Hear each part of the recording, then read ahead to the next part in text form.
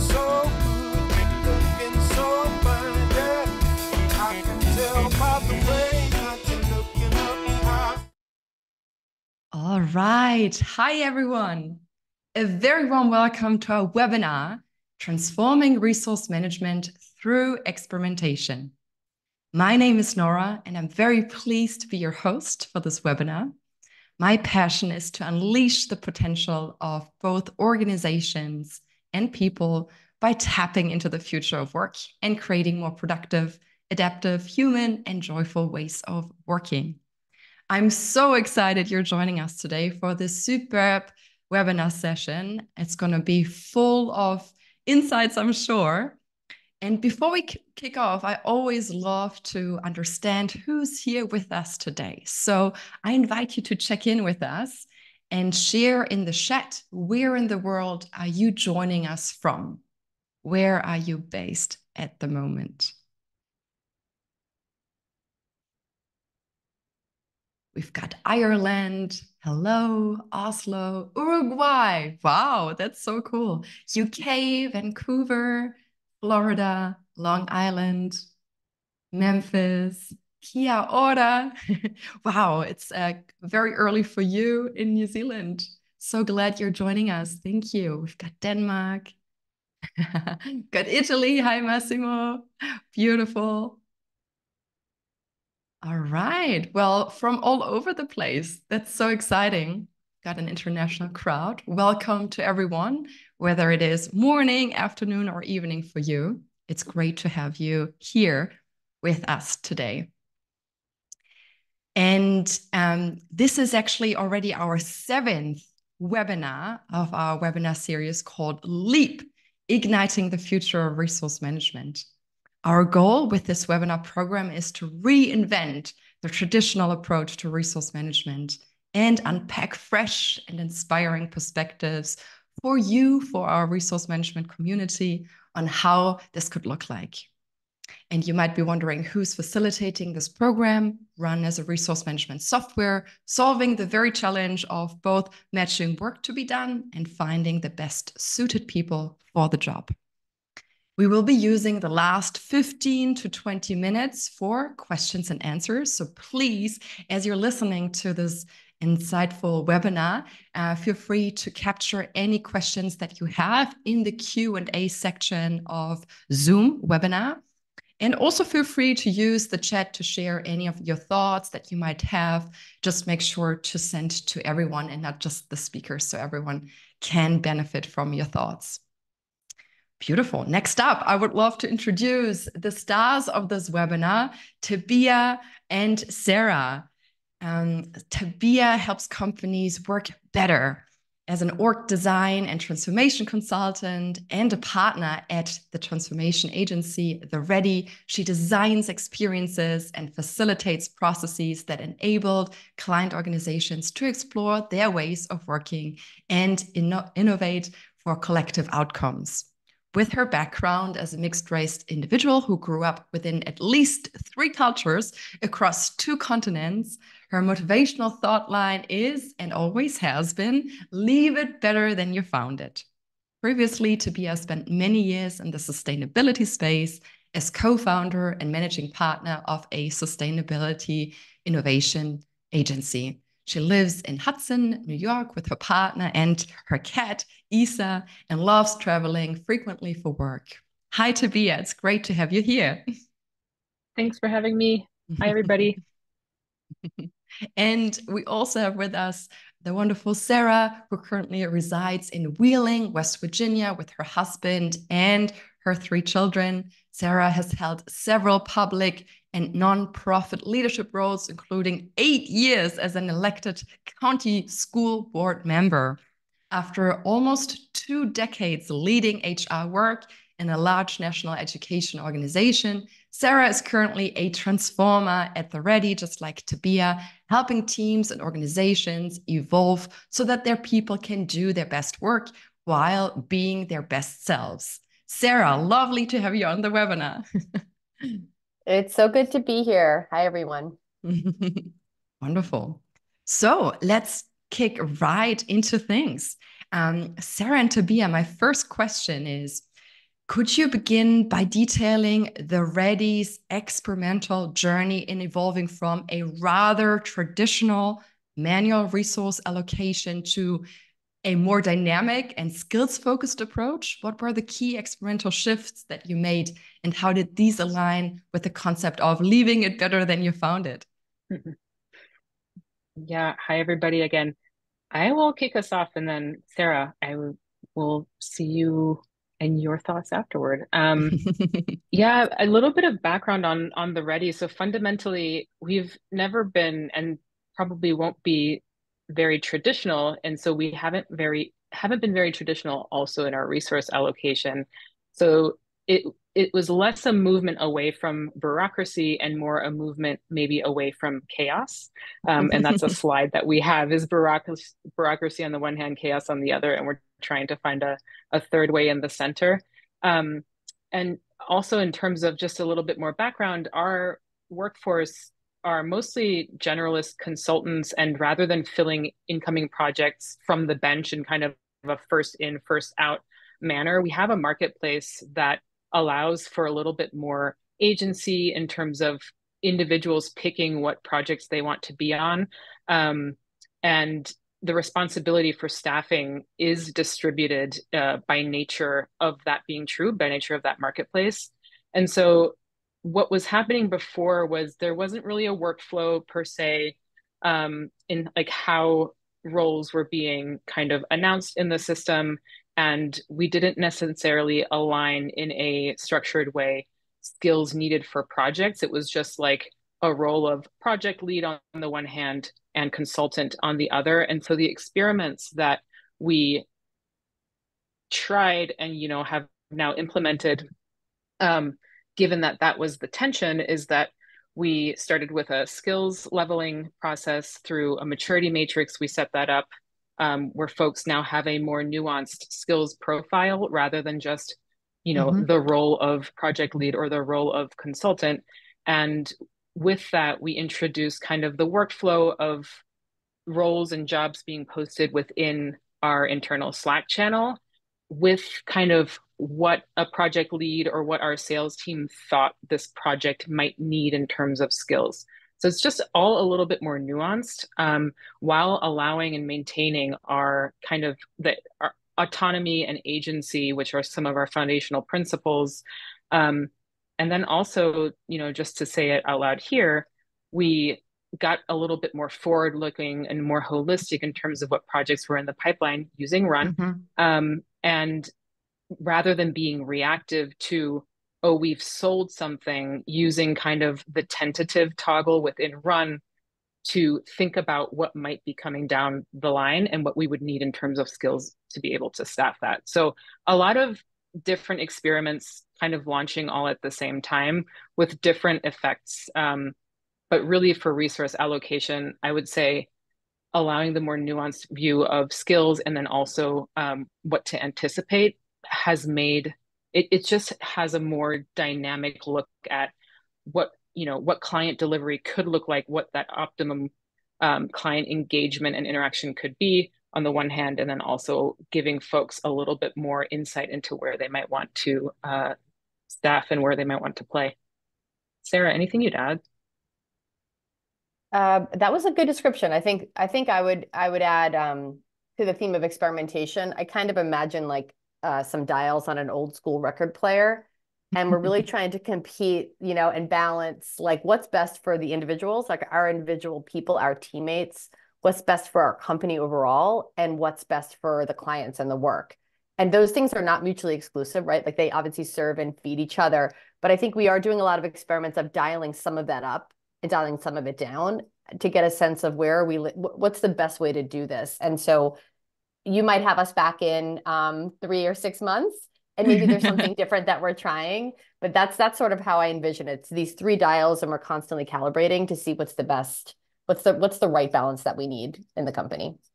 Yeah, that's great. So I understand being more clear on the skills that we have in the organization and which skills are required for the projects currently happening and in the pipeline, and getting a better sense of how these two could be matching.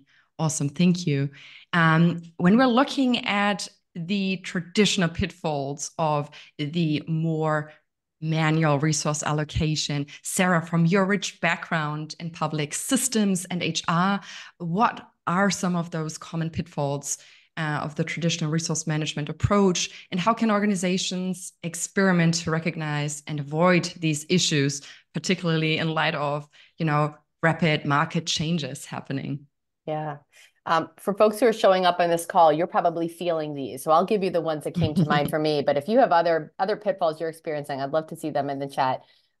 So one big one is just over or underutilizing your people or your resources, right? So we know the impacts of overutilization or underutilization. If you don't get that right, overutilization can lead to burnout.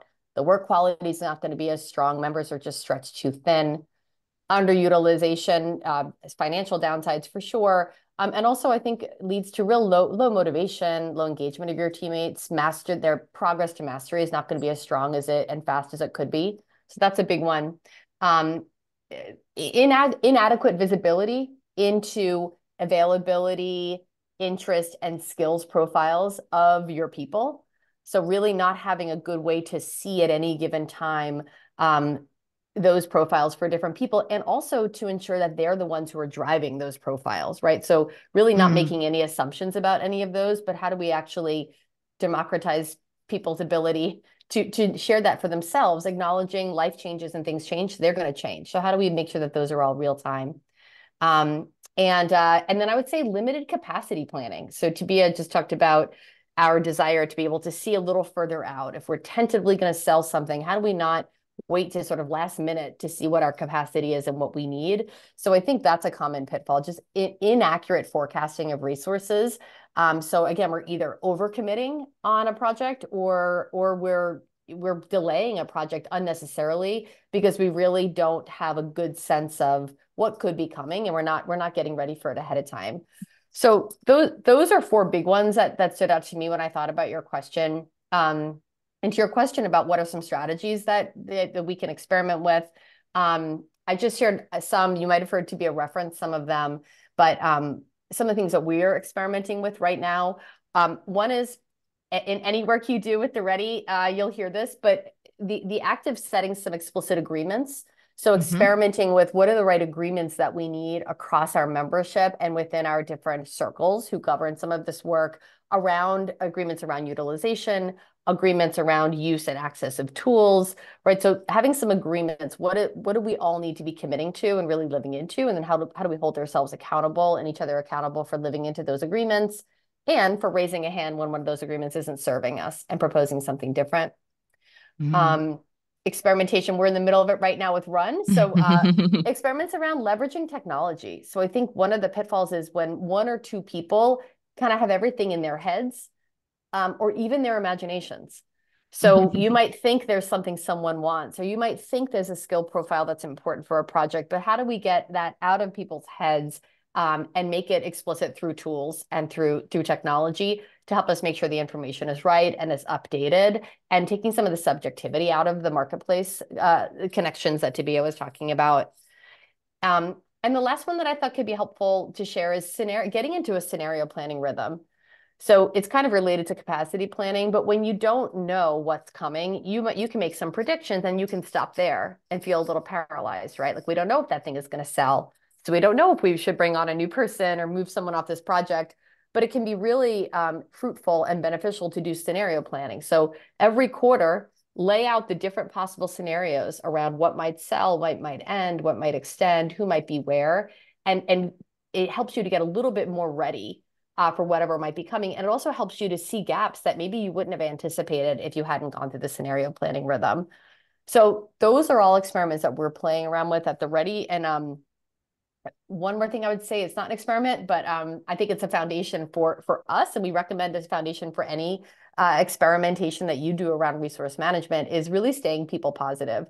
So one of our core principles at the Ready is people positivity, which really means in this situation, we assume that our team members can make really good decisions for themselves and for the company about where they apply their talents, their capacity abilities throughout the year, and where and how they want to grow their skill sets and grow into mastery. So if we start with that principle, you're going to build your experiments in a way that I think is going to really feel good to people and ultimately be better for the company.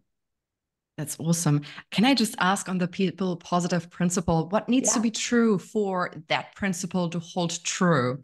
Are there any requirements that organizations, people who are joining us today should watch out for in order for that principle to really be fruitful? I mean, I'm going to say you have to really believe it, right? So if you really do believe in people positivity, you trust your people to make good decisions and do what's best for themselves and the company. First, do you believe it? And then I believe look across all of your policies and processes and identify ones that are not built on that principle, but maybe the opposite, right? Where do we have policies or processes that are built on low trust or built on one outlier person or team member who did something 5 years ago? We call that organizational debt. And you built a policy to make sure it never happens again. So first, do you really believe it? And then two, do you have the integrity to look across your organization and identify places where it's not in place and suggest something different? Nice. Anything you would add, Tabea? I think just fleshing out Sarah's second point, it's also designing your system, your internal system. So processes, governance, but also workflows, and even defaulting to open, for example, on the tools that Sarah mentioned, everyone who is a consultant has a login so that they can see the data. It's not kept in one. So that's just an example of designing a system that enables the operationalization of this principle we call people positive. And that shows up in many other places, or should and can show up in many other places to make sure that it enables that principle. That's awesome. Which other design principles would you recommend for our audience listening in today, apart from people positivity? What can we keep close to our heart in order to design good experiments around resource management? Well, I can jump in. We shared, and Nora, maybe this is something that you can share out with people after the webinar, if you want to look now. We had some members of our team, I think Chelsea, maybe Zamari, some of our team members did some work around designing specific staffing principles that are aligned with our two core principles of people positivity and complexity conscious. So some of the things, I'll give you a couple of examples. Principles that we have developed for our own resource allocation, which we call staffing. One is quality information.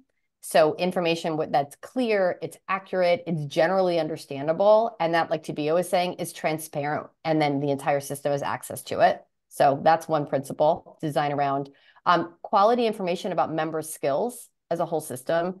Tabea talked about our skills matrix. We might talk a little bit more about that, but we did go through a process where after we identified the skills we thought were most relevant and important today, things could change, to our transformers, people actually assessed themselves. Here's our staffing principles.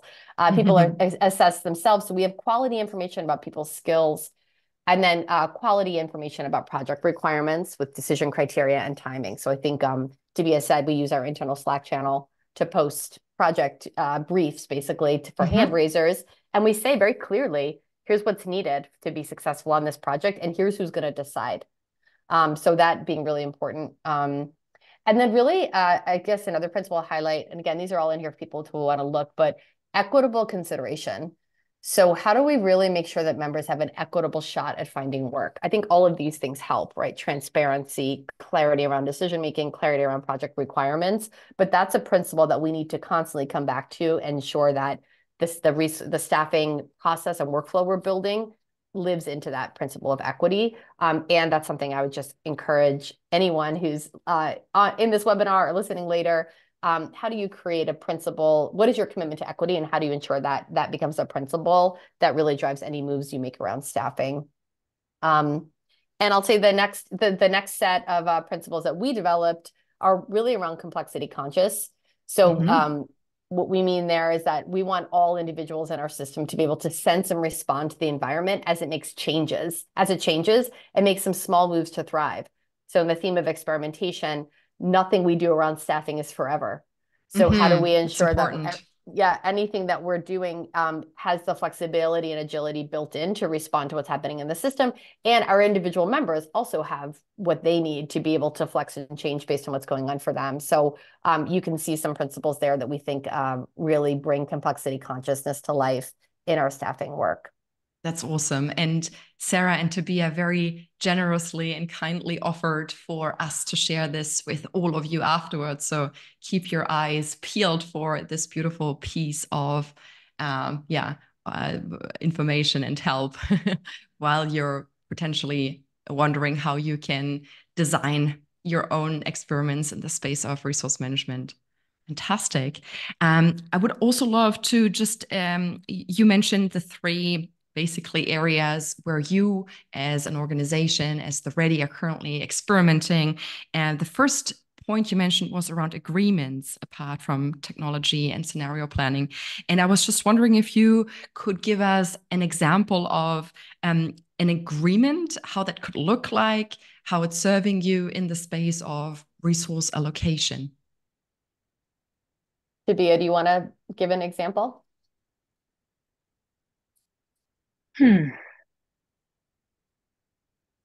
Yeah, I think it is using those staffing principles kind of as a starter. So we agree that we start there rather than perhaps having a DM between two people. So it's really it's really going there first as kind of just the basic fundamental thing that we agree on as a system. That's a very obvious one.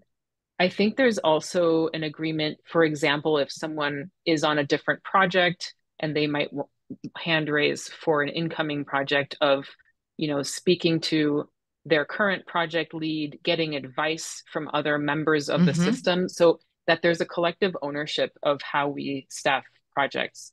Those are two examples that come up immediately. Yeah. What else, Sarah?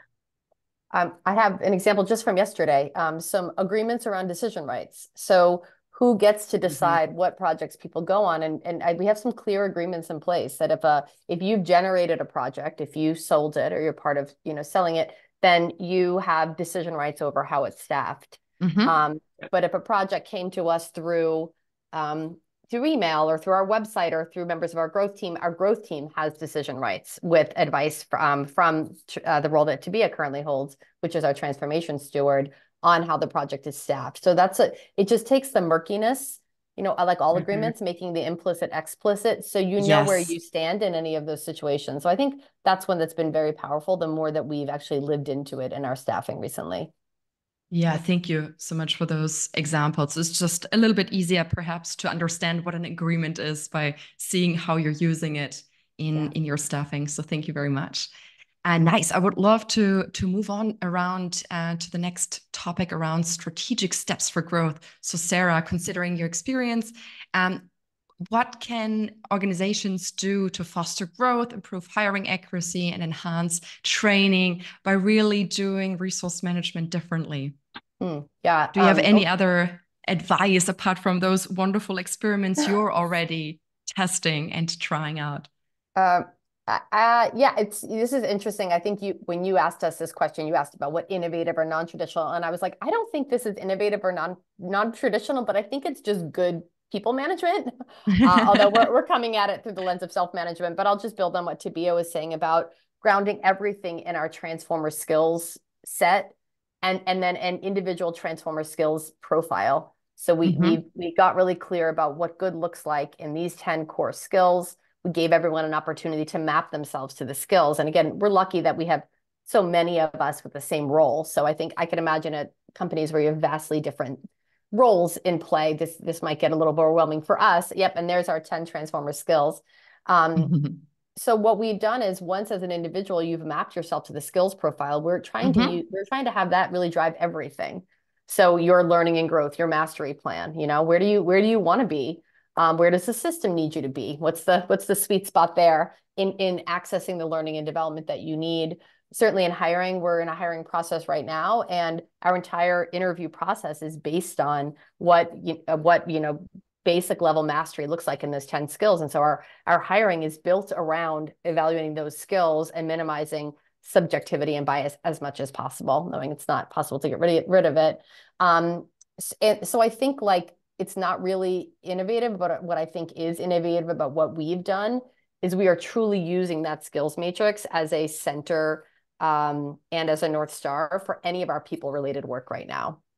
That's awesome. And just for the benefit of the audience, you will also get this piece of information, this document afterwards. So don't worry about capturing everything now. This will be provided to you. But maybe, yeah, just to highlight, I think this is so interesting, right? Because there are many people working in a consulting environment. So having a clear understanding of these other things that are important to us and having that as the center to drive hiring, learning, and development. And it's even that process of self-reflection that is so valuable, really understanding what am I good at? What am I enjoying to do, right? And could you maybe just outline, Sarah, this is first a self-reflection, and then you also get feedback from your colleagues, right? Can you just quickly outline how you kind of you make sure that these are as accurate as possible to the reality? So we had a team of members, so building this for their peers who developed the 10 skills, and then we have a rubric. So you sort of have 4 levels.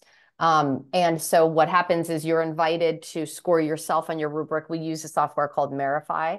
That is pretty nascent in their development. It's been really fun to work with them. So we have a tool that enables this. But you assess yourself, and then you get feedback from a pretty large swath of people that you feel are confident, have seen you in your work. We have some guidelines or agreements around really a variety of people who work like you, people who don't work like you, like really hold yourself accountable for getting a diverse view. And then there is sort of an algorithm that the tool helps us use that lands people at a certain skill profile. But your perspective is one input. And then system-wide, we have an annual cadence of refreshing that with another group of peers reviewing. And we also have agreements around when you can request to have it refreshed or reassessed when you feel like there's been significant change in your skill profile. Yeah, that is so cool. Thank you very much for sharing. Sure. Tabea, looking at this skills matrix and how you went about doing that, how can organizations experimentally develop and apply a skills matrix that is not only aligning well with the project needs, but also personal growth, trajectories, and multicultural perspectives? Can you maybe share a case study of where such a skills matrix impacted a project alignment and personal growth in a really good way? Yeah. For the latter, just a quick example that's on a system level. It's kind of to the first question, it's just allowed us to speak more nuanced about, as a system, as a whole system, about what skills might be needed for a project. And there are a number of projects sold recently where we've moved from the, hey, I'm looking for a body to fill this role, to I'm looking for someone who might have an intermediate level in org design and wants to start practicing and leveling up to get to the next level. That's just one example of many that have come alive in the past few months since we've implemented this in Q3, Q4 last year. And I think to the question of making it more, or setting up and experimenting with a skills matrix beyond just what the organization needs, we did set it up for organizational needs first, and even having a maturity matrix period allows for folks to see where they are and, as Sarah mentioned, cast their own trajectory and use their discretionary funds to upskill in something, to ask the training circle for specific content that might be needed for upskilling. So it just allows more, it honestly plays more into the agency part, the autonomy part of our members. And there's I don't know how rigorous and intellectual Pink's, happiness thing is. It's a framework that basically says autonomy, mastery, and purpose are kind of what's needed for individual growth. And I think even though the skills matrix is flawed, it gives a kind of a starting point for the mastery part and the autonomy to kind of take the lead on one's own trajectory. And on the other hand, the 10 skills themselves, like there are a lot in there, obviously, that are like, this is what we need in order to do the work that we call consulting. But there are also ancillary skills. So a more holistic approach of how does this person team? And that's important kind of beyond the boundaries of consulting. How is this person in self-management? That's a core tenet of the Ready, and every member, regardless of their role, or regardless if they're a consultant or, as we call it, a transformer or not, needs to be on that path. And there's also entrepreneurship. There's something about us, we're a small company, we're 8 years old. There is this kind of like entrepreneurial startup energy that is very useful to have. And that's not necessarily consulting specific, but it is like being a consultant at the Ready specific. So just kind of opening up the aperture a little bit on the skills themselves, I think would be a great way for any company to experiment with what is beyond the job description or the job title that might make this a skills matrix more robust. Nice. Sarah, is there anything you would like to add? I want to note, because I think it's important again to this theme of experimentation. Tabea said even though the skills matrix is flawed, and some of you might have been like, what? That really is what we believe, right? Like this skills matrix is definitely wrong, and it's good enough right now. So I think I encourage people who, if you want to take something like this on, if you feel like you have to wait for the perfect skills matrix, the perfect profile, you're never going to move forward. And so how do you actually just put yourselves on a rhythm like we are 4 times a year? We're going to retrospect this and see, is it still serving us? What's missing? What's changing? But waiting for it to be perfect, you're never going to start. I love that. I also want to add, go ahead, Nora. Just maybe to clarify, in case the term is not widely known, to retrospect it, what do you mean? How does that work? Yeah, just to bring together the people who are being impacted by whatever the tool is you've adopted, and finding out from their perspective, how are they experiencing it? Is it working for them? Again, based on your design principles. So go back to your design principles and say, is this skills matrix or the workflow we're using around it serving us? Is it doing the things we designed it to do? And then also taking a look, and Tabea has a huge strength at this at the Ready, but taking a look at the external market and understanding what's happening outside of us too. And saying, what's the market telling us? What are we hearing from our clients about whether this skill set is actually serving what we need today? Or are we anticipating something needs to change in our market? And let's get ahead of it by updating our skills profile today. Awesome. So just fueling that process of continuous learning, reflection, and then making improvements on the back of it. Yeah, fantastic. Thank you. And I think, Tabea, you wanted to say something. I'm sorry. Yeah, no worries. I wanted to also say, in terms of mastery and autonomy of one's own learning path, I think making a tool like this or a matrix like this also enables folks to see whether they want to be at the company that they're at, and making, the art of making the implicit things explicit also allows for more direct contact with what is true than needing to infer it.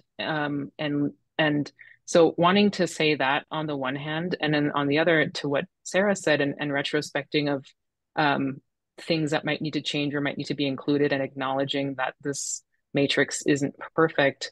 There are some folks who might be questioning whether certain skills and capabilities that they have are not valued in the way that the matrix is currently set up. So being attuned to that and taking that seriously and talking about that. And then also maybe having the qualitative input of disagreements around how different skills are weighted in terms of the maturity. So yeah, just double clicking or foot stomping, as corporate speak says, in terms of making clear that no human made matrix, no tooling will ever be perfect. Yeah, thank you for clarifying that point. For everyone listening in, please feel free to capture some questions in the Q&A. I can see there are no questions in there yet. So while I pose my last question, feel free to use that time to capture your questions if you have any. I would be really interested, Tabea and Sarah, in understanding how to measure the impact. So you talked a lot about experimentation and trying out things and then taking a moment to reflect and retrospect. Is this serving us? Is this working well? How can we make changes, adapt accordingly to what we're learning? How do you actually measure the success and impact of these experimental approaches in transforming resource management? Yeah, I can do a starter. Cool. When we first set out to do this last spring, I mean, it's been almost a year.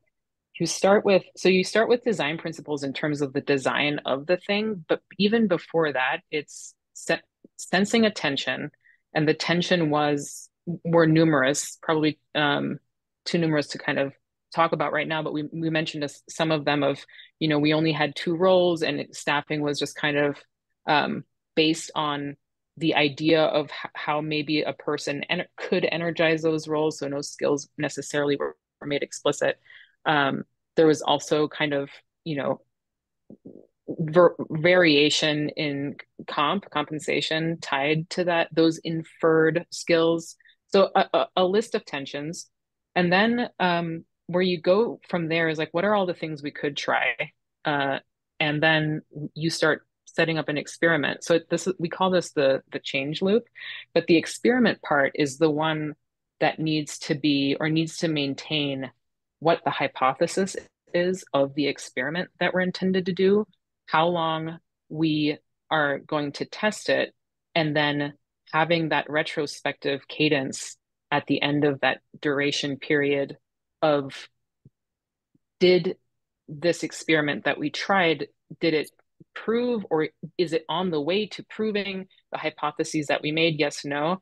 And also, ahead of time, it's here on the screen, the learning metrics of how will we know. Yeah. So setting all of these things up in advance, also so that you have something to anchor to and come back to. I would say for the skills matrix and the leveling that we did, it had many effects that were not on the original experiment proposal template. Interesting. Maybe even outsized, where it just on this behavioral, maybe even cultural level, it's just allowed us to speak more about skills than humans, in a more people positive way, I'd say. Sarah, I'm gonna punt it over to you. I think it's a really good question because it makes me want to go back to some of those some of our original experiments, but I think like Tabea said, it's kind of blown up. But I'm going to zoom out and say, what are the things that the Ready is working on right now? Like, what are we trying to get better at? What are we trying to shore up? And I think there's a lot of things that could correlate with some of the changes we made in the skills matrix and in how we do staffing. But we are trying to deliver really consistently high quality service to our clients. And so we're measuring that in new ways. And so something we should see, if our skills matrix is working and we're staffing strategically on projects and we're giving people an opportunity to go where they want to learn and where they want to shine, we should see client outcomes improve. We should see that in our client outcomes. We're always trying to shore up financially, right? So if our skills matrix is right and we're selling more work and delivering more work, that's going to help us. And then also, like Tabea said, our compensation should reflect the quality of our transformers and how they're playing out with our clients. So I think there's some financial impacts that this is going to have. And the last thing I'll say is member experience. When I came to the Ready, I was told that we were a reputational system.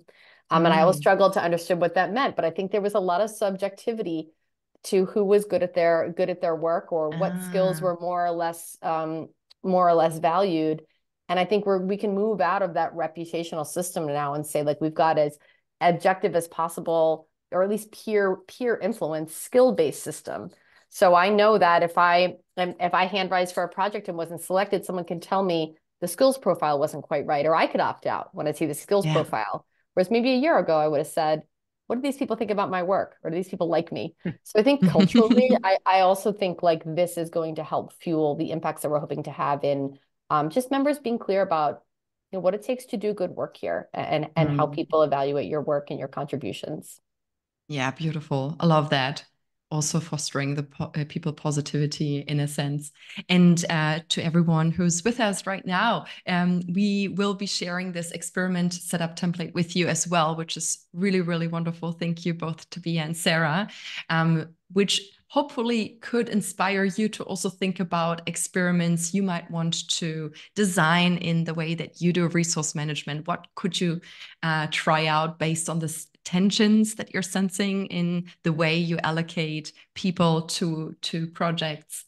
What do you want to experiment with? Hypothesis. So I think that's a really wonderful template. Thank you very much for sharing it with us, and we're happy to share it with the wider community. I can see that there are still no questions in the Q&A. So really, sorry, one popped up.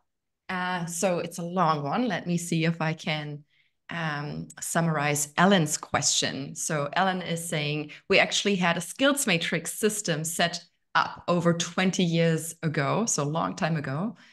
We are an IT consulting company, but as the diversity of skills and the level of granularity of specific skills demanded by clients that had to be matched grew, and as the number of employees that had to evaluate themselves across the skills grew, it was abandoned because it became too hard to actually maintain. How many consultants are you, and are you a homogeneous group? These are 10 skills that are really the skills the clients need. I take it you do not need knowledge of a lot of shifting technical frameworks like an IT consultant typically does. How do you keep it manageable yet relevant? That's a great question, Ellen. Thank you. Yeah, really good question. Yeah, I'll take a stab. We're 28 consultants right now and in hiring, so definitely a small company. And it's correct, the assumption that we don't need a lot of knowledge in shifting technical frameworks. That's definitely true. And this was kind of bringing it back to experimentation. This matrix was what was needed for us in this point in our evolution and time. And we have other roles within the Ready that aren't consultants, and folks who have, who hold roles in a one-off manner. So yeah, the work to make a maturity matrix for the non-economies of scale roles in our system, that it's a lot of work. And I can see a future where we start having different kinds of service offerings, maybe different kind of offerings in general at the Ready. And at that point in time, we'll have to see how it goes. I will say that we did some research and baselining against some other models out there. And the one that always stands out to me is one by Schuberg Phyllis. And they don't have a maturity matrix based on skills per se, but they do have that kind of that 360 peer assessment across three vectors. One is craftsmanship. I don't know exactly, if they have more granular skills breakdown than that, but craftsmanship, impact. Again, I haven't double clicked into what that exactly means for them. And craftsmanship, impact, and attitude. And so those are attitude. Those are the three. And basically it's like from a 1 to 5 scale. And of course, I'm sure they have definitions for each of these internally, but that feels perhaps for a larger company, perhaps for a more diverse workforce and more diverse roles, that could be the more complexity conscious way to go. And we've talked internally about, being able to evolve to a place like that. And our, transfer station right now is the skills matrix. Yeah. Sarah, anything you'd add? Nothing to add. Yeah. I just wonder if one principle might also be for the ownership of keeping it updated to be on the people And in order to incentivize that, it might be that they just get the more interesting projects because their data is up to date. And when there is a new project coming in and their data reflects what they have learned over the past year, then they might have a better shot. So I wonder if that's something you could also play with, ownership of the updates and how to incentivize that. So it doesn't, I think the thing to say too in rereading Ellen's question is like, this work is you're doing work on your system. So there are a bunch of us out in the world doing consulting work, but it was a significant lift last year to also do the internal work of making the matrix, making the workflow to get the data. Like it's like we're org designing on our own org in that way. And for some companies, that might not be their priority. That's not where they want to put resources. And that's fine. It's just then the back to that experiment template of, okay, this is the tension. What are we going to try and experiment with? And what is our hypothesis? And that can look many different ways given the context. And I could see maybe even using existing benchmarks out in the world through, some of the pay per whatever, pay to see the skills, et cetera, all viable. For a specific context. Nice, wonderful. I do want to add one thing. And Ellen, this isn't exactly related to your need, but I'll just put it out there. The skills matrix is sort of a baseline. So we believe in order for you to be successful as a transformer edge consultant at our company, you need to have a baseline set of skills. And these are the ones that are baseline, and obviously we value. That doesn't mean that we don't have colleagues who have like amazing tech, skill in the tech industry, or I have a background in HR. Like that context is important, and it does come with different knowledge and capabilities and credibility that serves certain client projects. So what's your baseline as far as skills? And then how do we build systems, through technology, through the way that we staff projects, where people's really valuable skills and experiences can be brought to the client work strategically on top of that baseline set of skills. Nice. Thank you both very much for your answer to Ellen's beautiful question.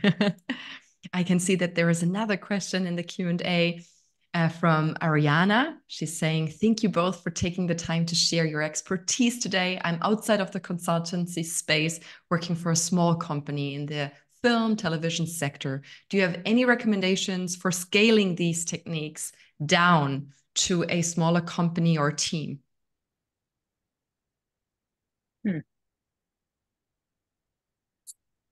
I think it might depend, Ariana, on whether you're looking for techniques related to staffing projects, or if you're looking for techniques related to building a central, skills or capabilities matrix for your teams, again, to map to all the things we've talked about: growth and learning opportunities, maybe compensation. But I think if it's the latter, I think what Tabea just said makes a lot of sense. What are some of those core skills and capabilities that you all believe are needed, no matter what role you're playing in your small film and television company? So yeah, I don't think I would add on. I think you can do this at any size. It's probably a little bit more complicated the more diverse your roles are, as Tabea was explaining.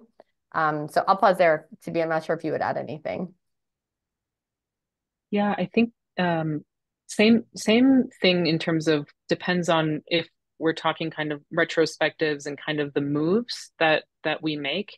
I think that can be implemented at any scale. And if it's for skills specifically, and actually this goes for any size company, we just did this, I'm on site this week with a client. We just did this yesterday. It's like, what are all the things that this team or this small company of, in our case, consultants, in your case, film and television, need to be doing, like starting with the work first and then aligning it to like and like. So, for us, if it's like all of these things and then we started seeing a theme like, oh, okay, that's org design. Okay, what does org design look like from beginner, intermediate, advanced, and expert level? So you back your way into it. So starting with what you know, and then starting to fill out, an Excel spreadsheet, for example, is an easier way than to just like white paper it. You already know a lot of the starting points, and so it's using those to start building a map if we're talking about a skills matrix. I love that. Start by starting, right? Because at any Exactly. given problem space, there are certain things we already know. So taking the time to capture those and then working your way backwards is super helpful for any new thing. Wonderful. Yep. Thank you. And maybe we have time for one more question. So I'm just going to see if you also feel free to thumbs up any question that you find particularly interesting. We've got Nicole here sharing great webinar. Love that you're also considering growth ambitions and upskilling opportunities on your projects. Can you talk a bit more how you're building this into the resourcing process? That's going to be the 2.0 version. There is a little bit of where the next frontier for us is trying to figure out holistically what kind of levels and maturity of skills we need and want, to the extent that that's ever plannable, because I'm not totally sure that it is. You know, you can notionally want a workforce that looks in a particular way, but because of our principles of autonomy and personal agency, and also, you know, given the folks who we interview or hire, like it's not a math problem to be solved. Right. And for upskilling, can you talk about how you're building this into the resourcing process? Honestly, I would say it's that I think it is the not the first one in, first one out from the bench. It's a much more collaborative, generative posting of the role. We have people right now experimenting with, hey, I'm going to be a more senior person. I'm going to advise on this process. If you are kind of new to the company or new to this particular skill set, I will coach you and advise you and watch you. So like even having that language and folks taking ownership of where they might be in their own maturity, and thereby leaning on each other, learning from each other, and using kind of this thing as a basis for conversation, this matrix, these levels as a basis for conversation. I think we'll kind of continue that process of like our skills matrix getting better too, and folks, you know, moving perhaps from level 1 to 2 in a more dynamic manner than just again, like moving little pegs around in our resourcing. Yeah. Sarah, what would you add? I don't know if I totally answered the question. But... No, I think that we have good altitude difference here. So Tabea, as our transformation steward, is doing a lot of, she's watching the puzzle piece from a higher altitude. I'll say as a transformer who has just recently gone through the skills matrix, the leveling, and seeing how my peers have experienced me, I am looking at projects through the lens of, wow, you know, this is an area that I sort of felt like maybe I was behind my peers. And now through the skills matrix, I can see that they agree and I want to grow here. And so I'm looking for projects maybe where I'd be able to match up with someone who I know is really strong in that skill. And so I think Tabea's point about like putting as much of this in the hands of our transformers as possible, I think the skills matrix is giving us an invitation and allowing us to talk about our different skill profiles and how we want them to change. And then finding partnerships or finding projects where it's safe to try to go in and practice that skill, right? Like there might be a skill that I'm not so great on and I want to learn, but this project over here is not the place for me to learn, because we know on day one, we need someone at 103% strength in that one skill area. So I will say from a transformer who's like sort of watching the project landscape, I am using my skills profile and my mastery ambitions really strategically to figure out who I want to work with and what projects I want to get to practice on. Nice. Thank you very much for these answers. And there's just one more question left. So I wonder if we can do a quick fire shot round. Steve is sharing, thanks all for this great session. What were some of the growing pains you all experienced when shifting to a skills rather than reputational organization? Ending with a juicy one. I can start again. I think we alluded to it a little bit before. I think it's like kind of what was implicit meeting the explicit, and maybe folks, and I'll speak for myself, like narratives about myself to myself, uh, hitting reality of perhaps how my peers, like literally 10 or more of my peers, see me and saw me. I think there's a little bit of that reckoning, that was definitely like a speed bump that we were kind of catapulting towards, um, in terms of just like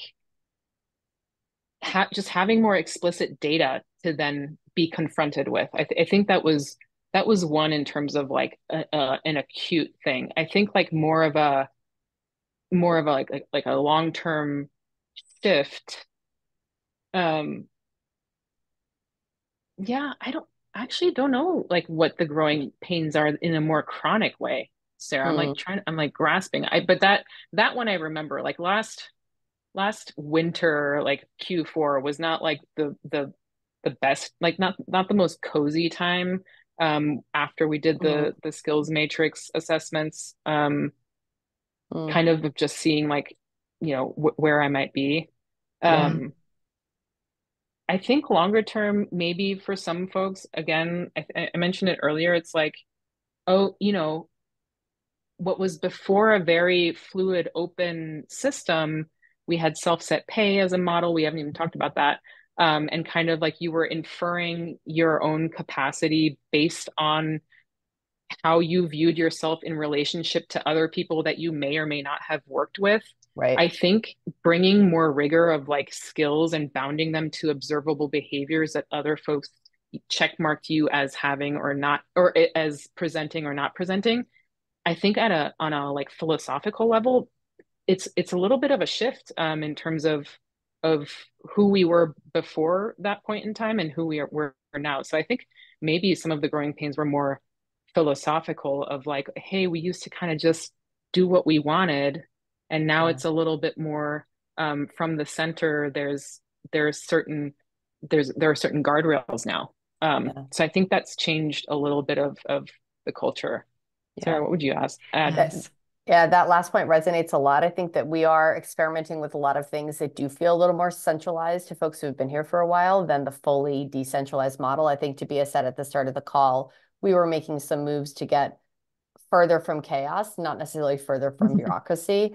But two specific responses I would give to Steve's question. One is, I think in a reputational system can fuel the story or the narrative that you have about yourself, whether it's a good one or not a good one. And I think that was interrupted for some people. You know, like when you actually had to look at a skills profile and get hard data, hopefully for some people it was a good interruption. For some people it was probably painful. So I think that we heard inklings of that, and that we're all human beings, so that's really understandable. I think the other pain point that I'm assuming this is happening or it will happen, but I think there's going to be a lot more interrogation of why you're making some decisions about who you choose to work with you or not, or who you choose to work with. Where I think it was sort of like, we fit together, or like that person's great at X, and now we're like, well, that person over there is also great at X. We have their skills profile. Why would you not consider hopping onto a project with them? And so I think that's gonna, you know, we have our preferences about who we work with. So I think that might be a pain point. And I really believe ultimately it's going to make our fabric of consultants stronger, by really more cross-pollination of skills and perspectives. But I think that might feel a little uncomfortable for folks, as well. Amazing. Thank you both for the great wrap up, and thanks, Steve, for the juicy question to wrap us up. So, Sarah and Tabea, from the bottom of my heart and on behalf of everyone who's here with us today, thank you so, so much for joining us, for being so generous and sharing your knowledge and taking us on your experimental journey towards a more, let's say, a clever way of using the skills, making them transparent, using a skills matrix, so that hopefully everyone feels more, more fulfillment in their work by having the best projects available, and also adding a lot of value to the clients through that. So it's been an absolute pleasure having you on. Thank you, Nora. Thank you, Nora. Yeah, great to be here. I'm just going to share with everyone that we're very excited if you would like to join us for the next webinar on March the 13th. We're going to have the fabulous Laura with us, and we're going to dive in the interesting realm of the resource management office, and we will embark on a journey to explore what it takes to successfully grow the RMO inside an organization. So yeah, please feel free to join us. We would be very happy. And without further ado, thank you so much, Sarah and Tabea, and everyone for joining us today. Feel free to share with us in the chat what you're taking away from the session. We would love to hear what resonated with you, what you're taking away, the nuggets of gold.